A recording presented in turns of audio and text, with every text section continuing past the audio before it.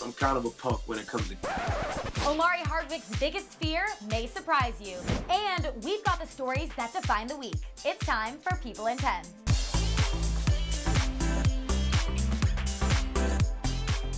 I'm Andrea Boehlke, bringing you the biggest stories we can't stop talking about, your favorite Instagrams, everything you need to know about pop culture right now, plus Omari Hardwick will join us, all in 10 minutes.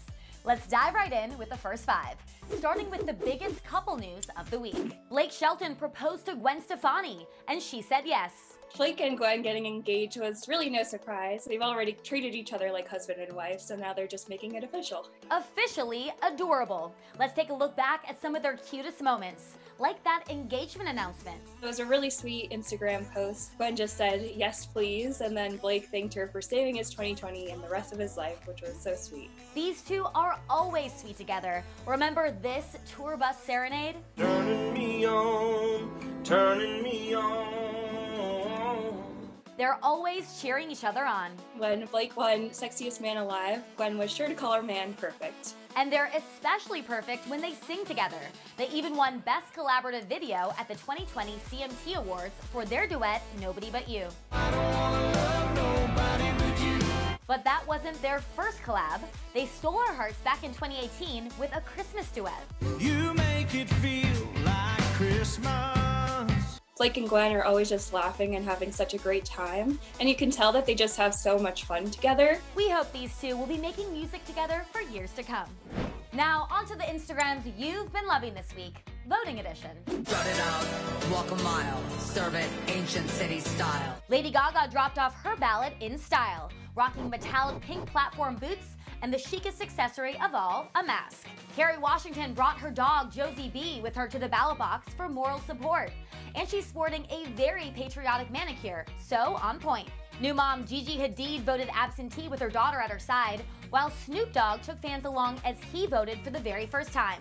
We got a selfie in his rhinestone vote hoodie, saw him checking in at his polling place, and even casting his vote. Snoop said he thought he wasn't allowed to vote after being convicted of felonies in the past, but his record has been expunged, so now he can.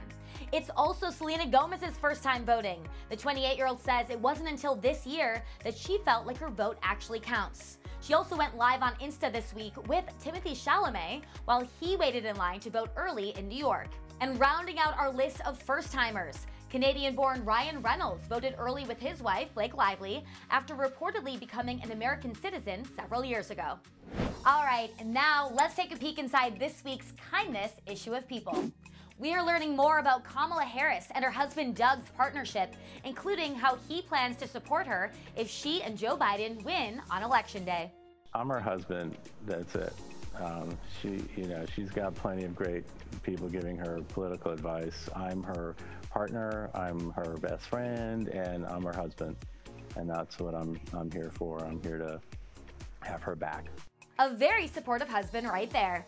And our cover stars are Grey's Anatomy's Katerina Scorsone and her adorable daughter, Pippa, who Katerina calls perfect.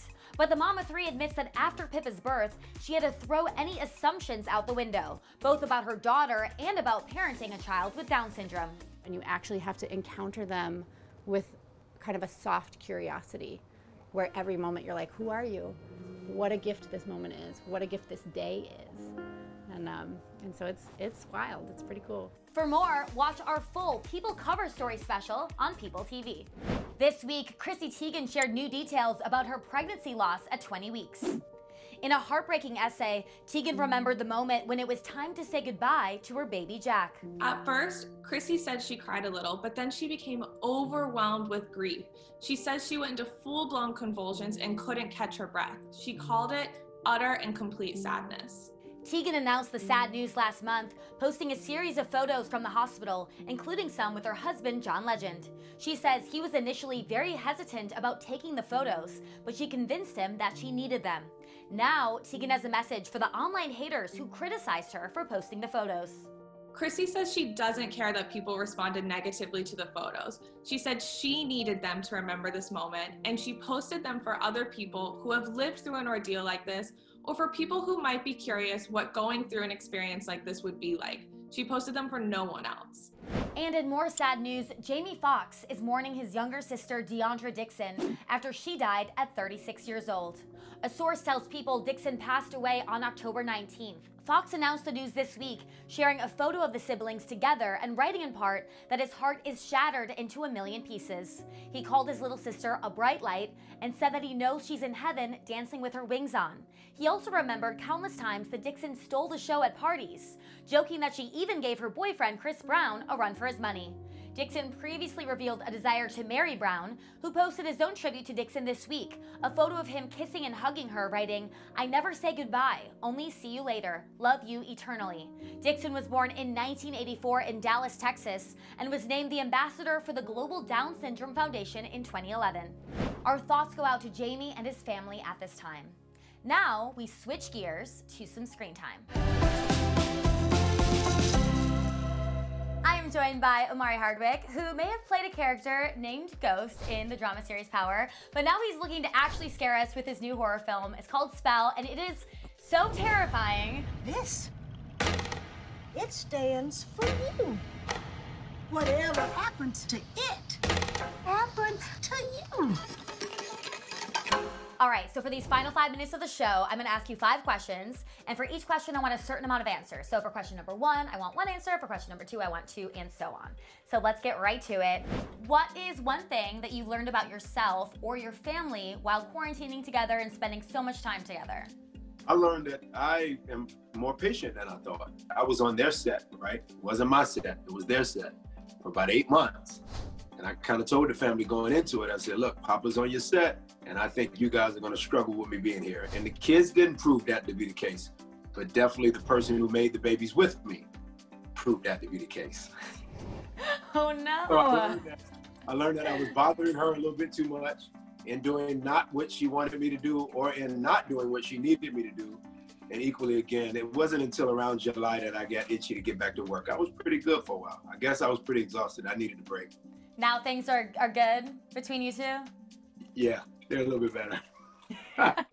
In the spirit of your movie Spell and Halloween approaching, what are 2 of your most irrational or strangest fears?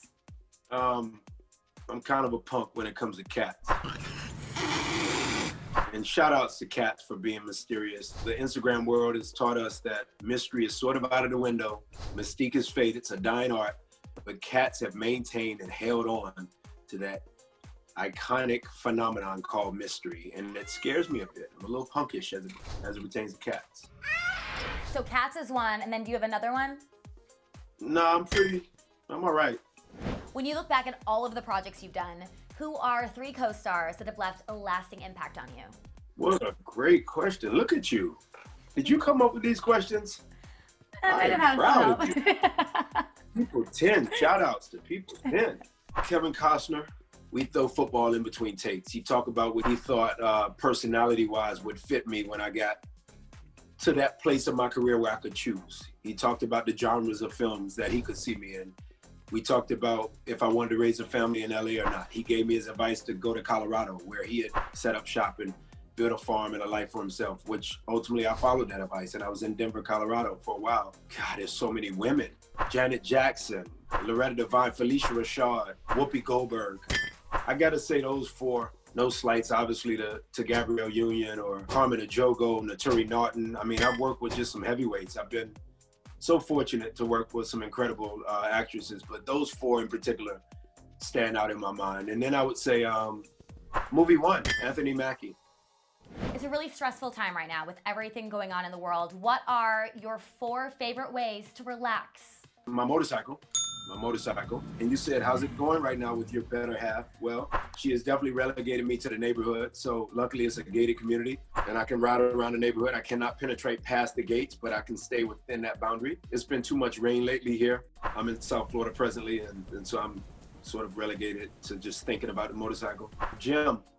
I kind of made a makeshift gym until we built the gym. I've made a makeshift gym out of the garage because we moved in the midst of COVID. So I'll share that with all of our viewers and listeners to this interview. Movies. I guess I've never been able to sit and watch movies and watch my colleagues, my peers, people who I support and think the world of work-wise. I've finally been able to sit back and just kind of chill. And so I've enjoyed just having one kid in one lap and the other kid in the other lap and just watch a good old-fashioned movie. Just driving. I can still get in my big old truck and just go on A1A and just look at the coastline. I want you to describe your movie Spell in 5 words. Spooky. Confusing. Who done it? If that can be one word, you got to marry it together. Who done it? Okay. Divine. Baby. Paramount. There you go. Omari, thank you so much for being here. And everyone, you can watch his new film Spell, which will be in select theaters and available at home on demand or to purchase on digital platforms October 30th. This is for your own good. All right, time's up. See you next Thursday.